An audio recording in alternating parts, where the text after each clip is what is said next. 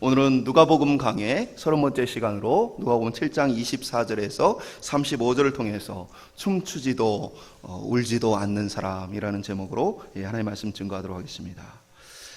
지난 주간에 이제 저희 일본 선교체험학교를 다녀왔습니다. 우리 오포중학교에서 13년 만에 다시 이제 선교체험을 하게 되었는데, 이번에는 저희가 이제 나가사키를 중심으로 해서 선교사님과 함께 순례지, 순교지들을 좀 돌아보는 시간을 가졌습니다. 그러면서 이제 선교에 대해서 미리 준비하는 기간 동안 이제 역사 그리고 현재의 상황 뭐 이런 것들을 공부하면서 그 중에 이제 한편으로 저희가 영화를 한 편 봤습니다. 일본의 이제 대문호인 엔도 수샤쿠의 침묵이라는 소설을 기반으로 해서 만들어진 이 사일런스라는 영화인데요. 17세기 일본에서 벌었던 기독교 탄압 그 과정의 모습들을 좀 보여주는 그러한 영화입니다. 그리고 실제 있었던 사건을 모티브로 해서 쓰여진 소설인데요. 너무나 많은 고문과 너무나 많은 이제 핍박 때문에 몇몇 선교사들이 이제 배교를 하게 되어집니다. 그리고 그 배교했다는 소식을 고향에서 듣고 또 많은 사람들이 그 선교사를 대신해서 내가 가서 죽겠다라는 마음으로 선교지로 향했던 그러한 이 사건을 기반으로 해서 이 소설을 기록을 했습니다. 아무래도 이제 소설과 이 영화 사이에는 이제 약간의 이 각색의 차이가 있는데, 이 사일런스라는 이 각색된 영화에 보면은 이제 제 눈에 조연으로 등장했던 키치치로라는 이제 일본인 신자의 모습을 좀 주의 깊게 보게 됐습니다. 이 키치치로라는 사람은 예수님을 믿고 있다가 발각이 됩니다. 그때 이제 당시에 일본에서는 신자를 구분하기 위해서 그 예수님의 이 모습을 담은 이 판을 이렇게 바닥에 놓고 그것을 밟느냐 밟지 않느냐, 또 이제 시간이 지나서 예수님의 얼굴을 받지 않고 이제 몸만 밟는 그러한 모습들을 이렇게 주의 깊게 지켜보다가 예수님을 이렇게 믿는 사람들을 이제 어떻게 보면 색출을 해서 이제 그들을 고문하거나 죽이는 일을 하게 되어지는데, 이 키치치로는 자신의 가족들은 다 예수님을 믿음으로 순교를 각오했는데 자신에게는 그럴 용기가 없었어요. 그래서 키치치로는 이제 예수님을 배반하고 배교하게 되어집니다. 그러다가 이제 영화 속에서 이제 이래저래 이렇게 살다가 이제 어떻게 보면 이제 종으로 포로로 끌려오게 되었었는데, 사이판에 끌려온 이 사람들을 선교사들이 만나서 이제 어떻게 보면 선교사들의 길을 인도하는 역할을 하게 되죠. 근데 이 키치치로의 모습을 보면요, 위기의 순간이 올 때마다 두려워서 계속해서 배교를 하게 되어집니다. 선교사님을 돕다가도 이제 선택의 순간이 찾아오는 거죠. 예수를 믿느냐 안 믿느냐. 그것을 이제 증명하는 순간이 되어지면 두려워서 계속해서 배교를 하게 되어집니다. 불에 타 죽는 것이 두렵고 또 파도에 조금씩 죽어가는 것이 두렵습니다. 그러니까 한 번에 이제 파도를 이렇게 탁 맞아서 물에 잠겨 죽게 하는 게 아니고, 파도가 이렇게 들어왔을 때, 물이 들어왔을 때 계속해서 이렇게 어떻게 보면 이렇게 물이 잠겼다가 풀어졌다가 잠겼다가 풀어졌다가 할 수 있는 위치에 십자가를 박아놓고 거기에 이제 사람을 다는 거예요. 그러면 이제 며칠이고 계속해서 이제 고난을 받아 죽는 거죠. 그러니까 키치치로는 이게 두려웠어요. 불에 타 죽는 것도 두렵고 고문당해 죽는 것도 두렵고, 그리고 그렇게 죽는 것들이 두려워서 선택의 순간마다 계속해서 배교합니다. 영화 속에서 이 사람은요 계속해서 배교합니다. 그러고는 결국에는 이제 이 선교사를 팔아 넘기게 되어집니다. 이 선교사를 잡아가면서 사람들이, 군인들이 그에게 돈을 던져줍니다. 근데 신기한 모습은요, 이 키치치로가 그럼에도 불구하고 계속 이 선교사를 쫓아와요. 그러니까 선교사를 팔아 넘겼으면 돈을 받고 그 돈 가지고 호의호식하고 잘 살면 됩니다. 그리고 이제 예수를 배교했으니까 이제 그냥 자신의 민족의 종교를 따라서 그냥 살아가면 돼요. 근데 영화 속에서 이 키치치로는 계속해서 배교하면서도 불구하고 선교사를 계속해서 쫓아와서는 자신을 용서해달라라고 요구하면서 따라오게 되어지는 모습을 보게 되어집니다. 이러한 이제 키치치로의 모습을 바라보면서 참 믿음이 없고 용기 없는 우리의 모습과 비슷하구나라는 생각을 하게 되어져요. 그리고 또 하나의 모습은 말씀드린 것처럼 그렇게 계속해서 배교하면서도 불구하고 선교사를 쫓아다니면서 자기를 용서해달라고 하고 어떻게 보면 호의호식하고 안락하게 살 수 있는 모든 삶을 다 뒤로하고 선교사님, 난 돈을 받지 않았습니다. 돈 때문에 당신을 팔아넘긴 게 아닙니다 하면서 또 쫓아오는 그의 모습을 볼 때 도저히 주님을 포기할 수 없고 신앙을 버릴 수 없는 그의 믿음도 또한 함께 보게 되어집니다. 우리의 삶도 어떻게 보면 그렇게 계속된 이 선택의 순간에 놓입니다. 주님을 따라, 주의 말씀을 따라 살 것인가, 아니면 세상을 따라 살 것인가. 때로는 세상을 따라 사는 선택을 많이 하면서도, 그러면서도 한편에 주님을 놓지 못해서 고민하고 갈등하고 괴로워하고 있는 모습을 우리가 살고 있는 것은 아닌가 생각하게 되어집니다. 비록 우리가 일본의 이 에도 시대처럼 또 우리 조선 시대처럼 이 박해로 사람들의 목을 잘라 죽이고 불태워 죽이고 수많은 고문과 회유로 우리를 위협하지는 않지만 여전히 우리의 욕심이, 우리의 죄의 본성이 우리로 하여금 주님의 제자로 살지 못하도록 하는 모습을 보게 되어집니다. 어떤 분들은 이렇게 얘기를 하십니다. 당시에 사람들이 고문과 어떻게 보면 이제 죽음을 가지고 그 두려움 때문에 배교를 했다면 오늘 한국의 사람들은 무엇 때문에 배교하는가? 그것은 목숨을 빼앗기는 것도 재산을 빼앗기는 것도 아니고 바로 불편함 때문이다. 조금만 불편하면 예수님을 배반하는 그리스도인들이 나타난다. 조금만 불편하면 그리스도의 부르심도 사명도 생각하지 않고 뒤돌아버린다. 사실 우리가 이번에 이 말을 듣게 되어지면요, 진짜 그렇죠. 예수님의 말씀 복음 전하라고 했는데 이 사람한테 복음을 전하면 이 사람하고 관계가 좀 불편해질까 봐 안전합니다. 목숨을 빼앗기는 것도 재산을 빼앗기는 것도 아니고 조금의 불편함, 내 마음에 거슬림이 생길까 봐 예수님의 말씀으로부터 등을 돌려버리는 이 시대의 모습을 우리는 보게 되어집니다. 오늘 본문은 예수님께서 예수님 시대의 시대를 해석하시고 그 시대의 사람들에 대해서 말씀하십니다. 선택의 기로 속에 놓여 있는 그들을 향해서 하신 주님의 이 말씀이 오늘 우리에게도 큰 고민과 결단의 순간이 되어지기를 소망합니다. 한번 따라해 보겠습니다. 진리를 향한 갈증. 오늘 본문은 먼저 예수님이 누구신가에 대한 이 7장의 주제 속에서 세례요한에 대한 언급을 하시면서 세례요한과 예수님은 하나의 같은 이 연장선상에 있다, 함께 사역을 하고 있다라는 이야기를 하십니다. 24절에 보면 세례요한이 보낸 자가 떠난 후에 세례요한의 제자들이 떠나고 나서 예수님은 나머지 모여있는 무리들을 향해서 오늘 말씀을 하십니다. 그러면서 비록 예수님이 그리스도 되심을 확신하지 못하여 제자들을 보냈죠. 그러나 지난 본문 중에 세례요한이 비록 예수님의 그리스도 되심을 확신하지 못했지만 그럼에도 불구하고 예수님께서는 세례요한을 높여주시는 모습을 보게 되어집니다. 세례요한은 비록 오실 그이가 당신이 오니까 우리가 다른 이를 기다리오니까 라고 물었지만 주님은 그러한 말을 했던 세례요한이 누군가에 대해서 이렇게 얘기하셔요. 곧 26절은 세례요한은 사람들이 기대했던 선지자보다 훌륭한 자다. 사람들이 선지자를 기대했는데 그러한 선지자보다도 더 훌륭한 자다. 27절은 내 사자, 곧 이사야 선지자가 예언했던 바로 하나님께서 보내신 사자가 바로 이 사람이다 라는 이야기를 하십니다. 28절은 예수님의 평가로서 여자가 낳은 자 중에 요한보다 큰 자가 없다. 이 땅에 있는 모든 사람보다도 뭐예요?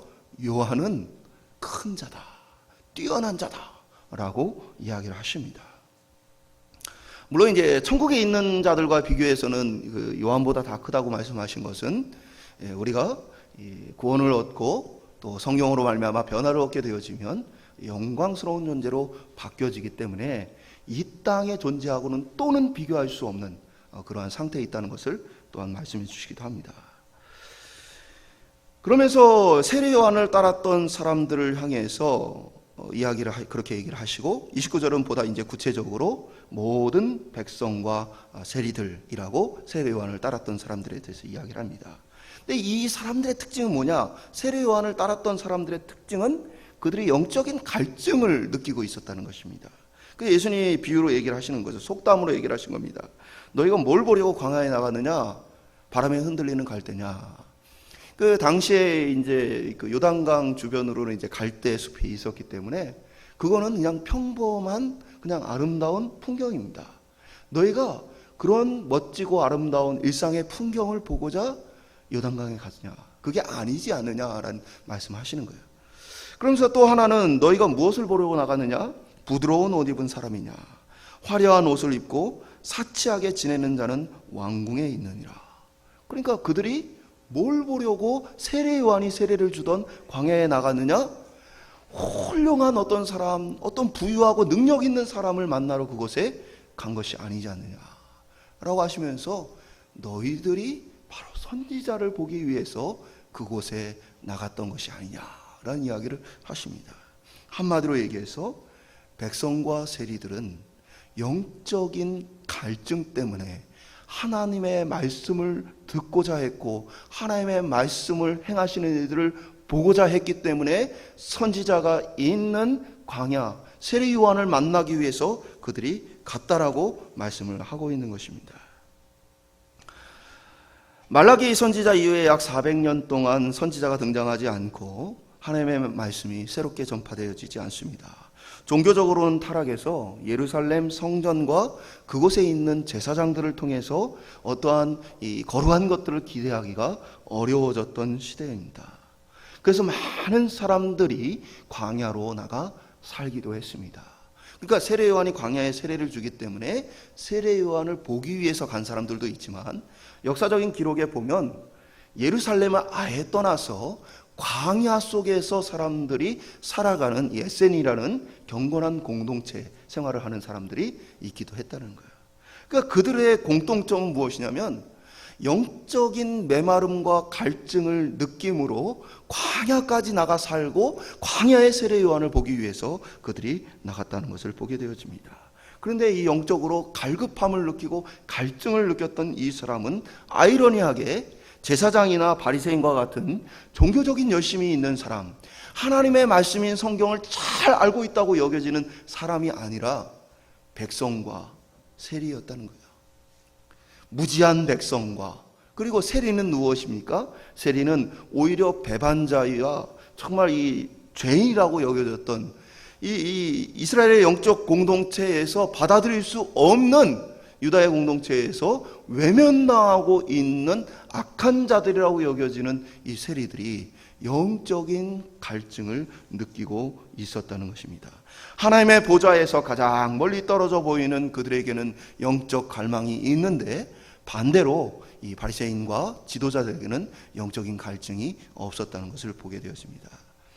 우리에게 부족하고 모자란 것을 깨달았을 때 우리에는 갈증을 느끼게 되어집니다. 나에게 의의가 없고 자격이 없다고 여길 때 그리스도인은 영적인 갈증을 느끼게 되어집니다. 내 삶의 부족함이 느껴져야 우리는 주님을 찾게 되어지는 것입니다. 그들이 세례 요한을 보면서 선지자다, 그곳에 진리가 있다, 그들이 갈망했던 것처럼 오늘 저희들의 삶에도 영적인 갈망과 갈증이 있을 수 있기를 소망합니다. 사실은 이 시대는요, 그리스도가 없어도 우리의 삶이 평안하고 우리의 삶이 행복합니다. 그 사실은 그리스도를 찾지도 의지하지도 않는 시대를 우리가 살고 있습니다. 교회를 나오기는 하지만 간절히 주님이 필요하다고 절실히 주님을 부르짖는 사람들이 많지 않습니다. 정확히 말하면 영적인 무지의 시대를 우리가 살고 있습니다. 영혼은 잠들어 있고 죽어가는데도 불구하고 깨닫지 못합니다. 내게 그리스도인이 필요하다, 그리스도가 필요하다라는 간절함이 없습니다. 세련된 지식과 합리적인 사고로 무장해서 그들은 갈증을 느끼지 못합니다.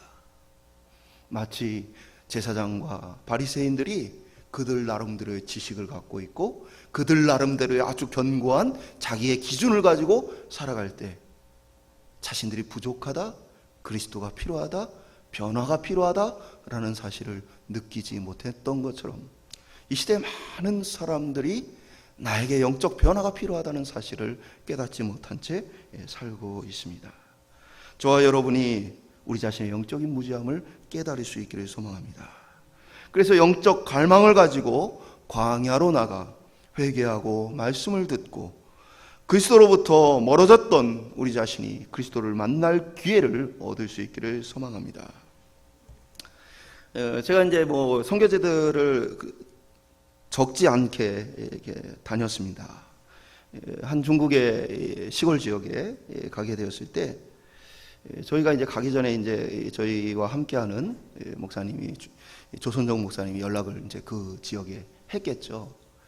저희 기차를 타고 이렇게 가는데 예상보다 몇 시간이 늦게 도착을 했습니다. 그 마을 사람들이 아침부터 한 집에 다 큰 마당이 큰 한 집에 모여가지고 다 기다리고 있는 거예요. 그러니까 이분들은요 말씀을 듣고 예배를 드리기 위해서 모여 있는 거예요. 그럼 제가 그분들에게 어떤 특별한 말씀을 전했을까요? 그래서 이단 사이비 교주처럼 병을 놔라 그러면서 이렇게 쇼를 했을까요? 아니에요. 주일날 우리 청년들에게 당시에 가르쳤던 주일 설교를 가지고 그대로 갔어요. 그리고 그들에게 전파합니다. 그들이 간절히 사모해요. 그 모습을 바라보면서 그 선교사님이 이런 얘기를 하더라고요. 이 지역에는 그리스도인들이 많이 사는 지역인데 정부로부터 이 핍박이 너무 심하니까 이들이 전도할 수 있는 특별한 날이 있는데 그것은 그리스도인의 가족이 장례를 치르는 날이다. 평소에는 복음을 전할 수 없는 거예요. 장례식을 하면 장례식을 선교 집회로 하는 거예요. 장례식만큼은 이제 누가 죽고 가족들이 이렇게 하기 때문에 정부에서도 크게 간섭을 안 하니까 장례식 때 설교하고 장례식 때 와서 복음을 전하면서 공동체를 믿음으로 키워가는. 그러니까 이 사람들에게 하나님의 말씀이 얼마나 그립겠어요. 제가 중국에 있던 분들하고도 같이 가정교회 참석의 지하교회 예배를 드릴 때 보면 가정 안에 모여서 이렇게 오밀조밀하게 모여서 말씀을 나눕니다. 우리 애들은 다 졸아요. 같이 갔던 우리 선교팀 애들은 졸아요. 첫 번째는 이제 그 설교 내용을 전혀 이해를 못해. 중국어니까 이해를 못하니까. 근데 어떻게 보면 그렇게 강렬한 어떤 설교가 아니고요. 이분들이 대부분 이제 교육을 많이 받은 지도자들이 아니기 때문에 본인이 가서 예배를 드리면서 그 자기 지도자들이 말한 그 설교 내용을 적어 갖고 오는 거예요. 그래가지고 그걸 갖고 와서 각 가정교회로 흩어져서 너무 많이 모이면 이제 적발이 되니까 이렇게 소수로 모여서 말씀을 전합니다. 그러니까 이제 전문적이거나 어떤 설교에 어떤 스킬이 있거나 이런 게 아니에요. 그러나 그 사람들이 거기에서 하나님의 말씀을 집중하여 바라봅니다. 거기에는 영적인 갈증과 갈급함이 있습니다. 근데 오늘 우리에게는 예배드리는 것이 쉬워졌습니다. 목숨을 걸어야 할 이유도 없고 이번 주가 아니면 다음 주에 또 올 수 있다는 확신이 있습니다. 그러니 우리에게는 갈증이 없습니다. 갈증이 없는 자는 사모함이 없고 사모함이 없는 자는 그것을 귀하게 여기지 않습니다. 오늘 우리가 다시 회복해야 할 것이 있다면 영적인 갈증을 느끼고 갈급해야 한다는 사실입니다. 지금 내 영혼이 깨어나야 하고 살아나야 하고 소생해야 한다는 영적인 감각을 회복하는 것입니다. 오늘 저희 오포중앙교회가 이 시대 이곳에서 하나님 앞에 영적 갈증을 느끼고 간절히 주님을 만나고 경험할 수 있는 교회가 되길 소망합니다. 광야로 나가는 선지자를 보기 위해 주의 말씀을 듣기 위해 광야로 나가는 우리의 심령이 되길 소망합니다. 두 번째 따라해 보겠습니다. 진리를 향한 거부. 그럼에도 불구하고 백성과 세리와는 달리 30절에 보면 바리새인과 율법 교사들은 그의 세례를 받지 아니하므로 그들 자신을 위한 하나님의 뜻을 저버리니라.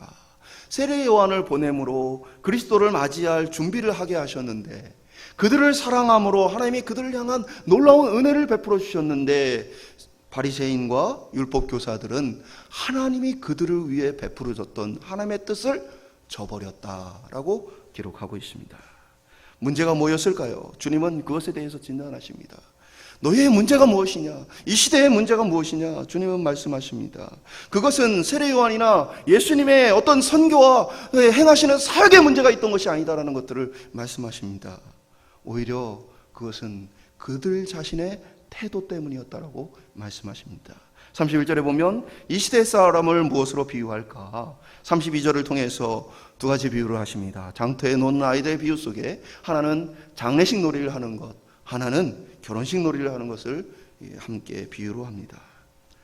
장례식 놀이를 하면 아이들이 어떻게 합니까? 같이 이 놀이를 하면서 울어야 됩니다. 아이고 아이고 하고 하면서 장례식 이 놀이를 아이들이 따라서 흉내내면서 놀면 같이 노는 아이들이 아이고 아이고 하면서 같이 이렇게 어우러져야 되는데 이 아이들이 울지 않습니다. 그리고 또 이제 결혼식 놀이를 하면서 막 춤을 추고 노래를 해야 하는데, 결혼식 놀이를 하면서도 이 아이들은, 한편의 아이들은 아무것도 하지 않아요. 춤추지도 않아요. 그러니까 이 아이들 사이에 다툼이 일어납니다.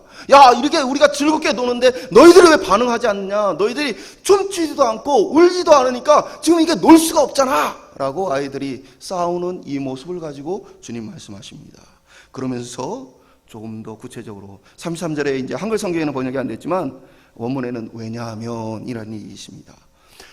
비유를 들고는 왜냐하면, 내가 왜 이 비유를 들었느냐, 그 이유가 무엇이냐 설명하시는데 무엇입니까?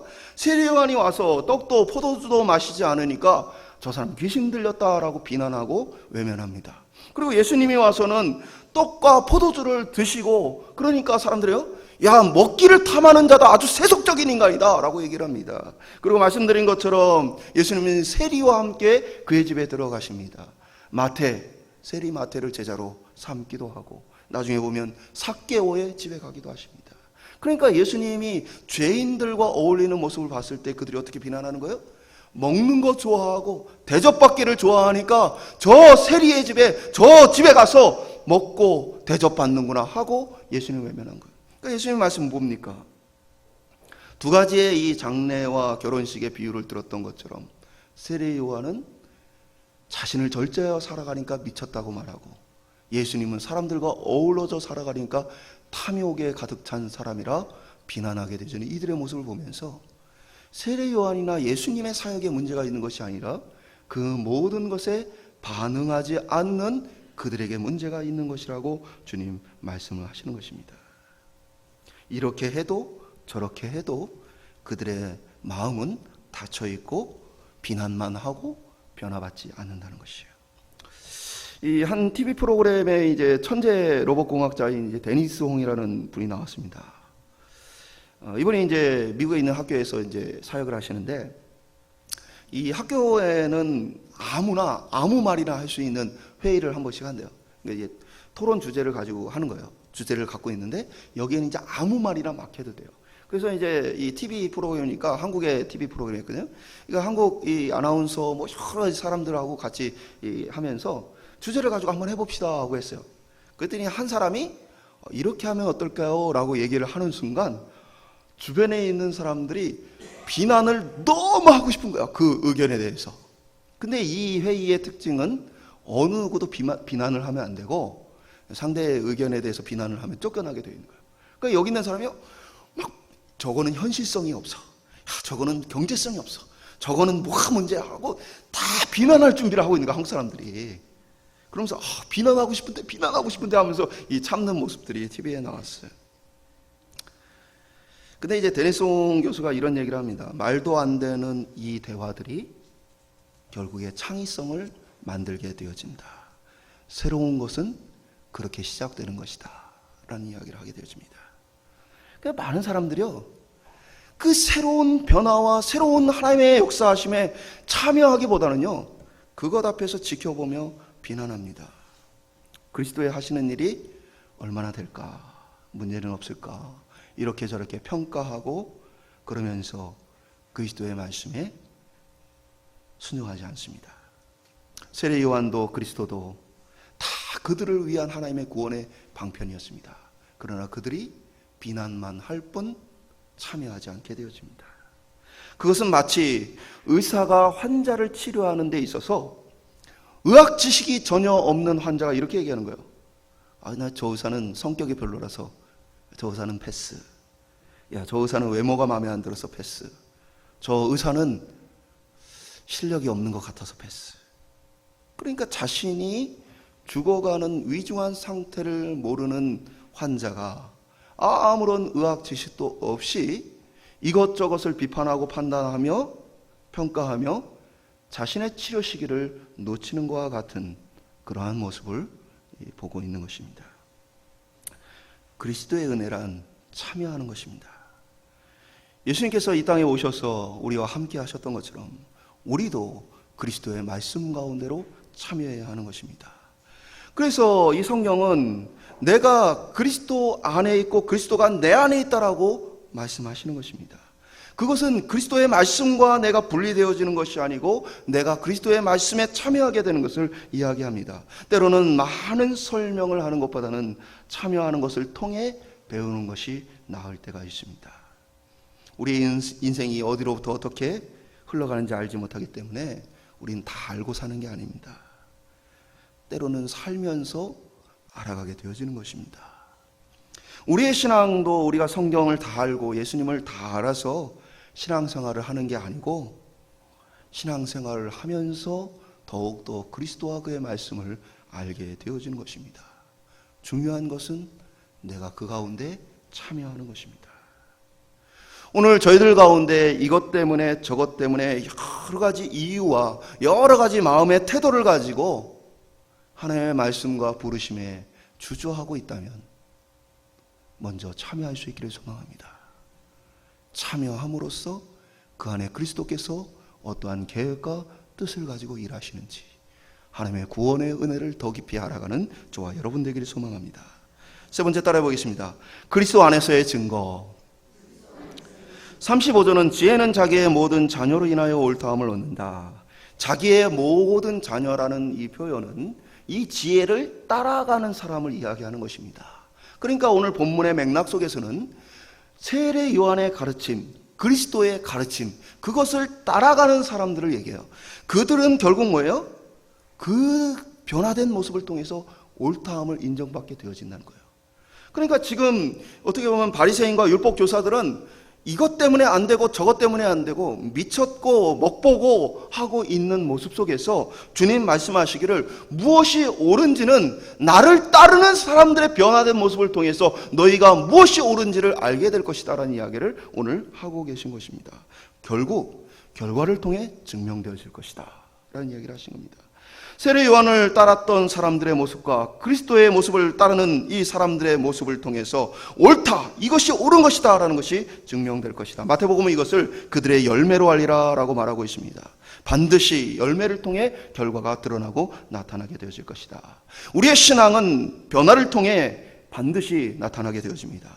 우리의 신앙은 우리가 바르게 신앙생활을 하고 있는지 그렇지 않은지가 우리의 삶의 결과를 통해서 분명하게 나타나게 되어질 것입니다.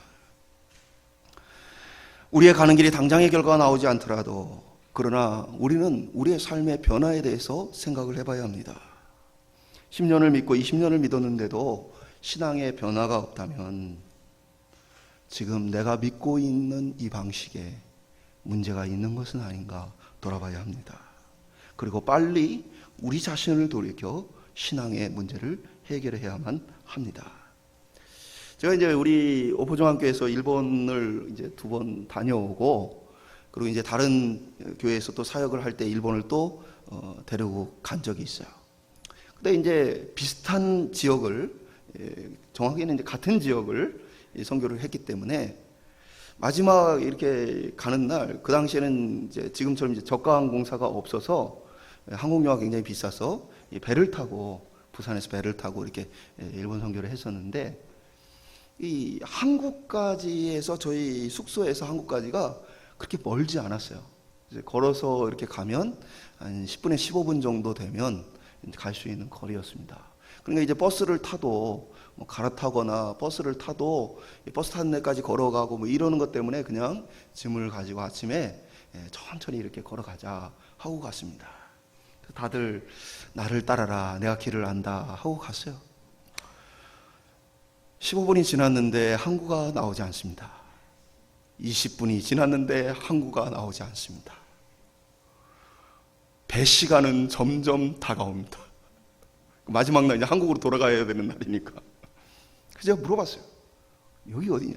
우리 항구로 가야 되는데 항구가 안 보인다 하고 일본 사람들 물어봤더니 일본 분이 여기는 항구가 아니다. 그러면서 다른 길을 알려줘요. 그리고 많이 가야 된다라고 얘기하는 거. 그러니까 왜 다른 방향으로 계속 온 거예요. 다른 방향으로. 그래가지고 아이들하고 일본 분이 알려준 방향을 향해서 마지막 날이니까 다들 짐 하나씩 하죠. 캐리어에 가방에 그걸 이고 뛰기 시작합니다. 막 뜁니다. 아이들도 막 따라오고 겨우겨우 배 시간 늦지 않게 항구에 도착을 했습니다. 도착한 순간 애들 눈에서 레이저가 나오는 거예요. 죽을 것 같은 거예요. 여름이었거든요. 여름에 그것도 짐 들고 배 놓치면 안 된다고 막 뛰었으니 애들이 얼마나 힘들었겠어요. 그 아이들이 말은 못하지만 그 눈에서는 저를 바라보는데 레이저가 나오는 거예요. 무슨 말씀을 드리냐면 우리 신앙이 나는 알고 있다, 잘 가고 있다라고 달려가고 있을지 몰라요. 그러면서 이런 풍경 저런 풍경을 보고 있는지 모릅니다. 그런데 사실은 목적지로부터 더 멀어지고 있는지도 모릅니다. 나는 예수를 믿는다, 나는 예수 그리스도를 따른다 라고 말하며 신앙생활을 하지만 그러나 주님으로부터 더 멀어지고 있는지도 모르는 것입니다. 내게 그리스도가 이미 있기 때문에 필요가 없다. 내가 지금 교회를 다니고 있고 나름대로 봉사를 하고 있기 때문에 나는 잘하고 있다라고 생각해서 그리스도에 대한 영적인 갈증을 느끼지 못한 채 그리스도부터 멀어지고 있을지도 모른다는 사실입니다. 많은 사람들이 그래서 참여하지 않습니다. 그의 말씀 안에 거하지 않습니다. 그러면서도 영적인 갈증을 느끼지 못합니다. 영적인 갈증을 느껴야 변화도 되고 열망도 생기고 그리스도를 절실히 만날 수 있습니다. 오늘 저희들의 삶이 그러한 변화가 나타나기를 소망합니다. 우리의 삶의 변화를 통해서 그 결과를 통해서 우리가 예수를 만나고 있구나, 예수를 믿고 있구나, 내가 지금 주님을 붙들고 있구나, 날마다 그리스도와 교제하는 그 기쁨이 충만하고 주님께서 말씀하실 때 내 모든 것을 던져서 주님을 따르고자 하는 열심과 각오가 우리 안에 일어날 수 있기를 소망합니다. 말씀을 맺도록 하겠습니다. 많은 그리스도인들이 주님을 따른다라고 이야기를 합니다. 그럼에도 불구하고 사실은 하나님의 말씀에 반응하지 않습니다. 이 세대의 사람들이라고 표현된 주님의 말씀처럼 주님의 말씀을 듣지만 그것에 대해서 반응하지 않습니다. 주님 맞습니다라고 말하지만 아멘이라고 말은 하지만 그 길을 따라가지는 않습니다. 오늘 우리 시대는 변화 없이도 신앙생활을 잘 할 수 있는 세대입니다. 적당하게 주님을 따르고 적당하게 주님을 배반하면서 키치치로처럼 그렇게 살 수 있습니다. 그리고 그러한 모습이 저와 여러분의 모습은 아닐까라는 생각을 하게 되어집니다.